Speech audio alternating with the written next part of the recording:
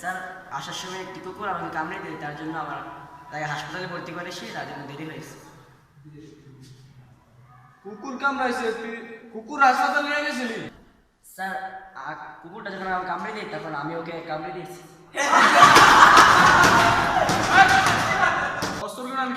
কুকুর তোর কামড়াইছে, তুই আরে কুকুরে কামড়াইছিস, তুই তো কুকুরে যাবি।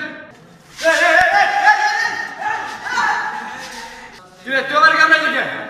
স্যার কুত্তা অসুখ না, তো টিচার অসুখ, সে তাকে কামড়াইতেছি।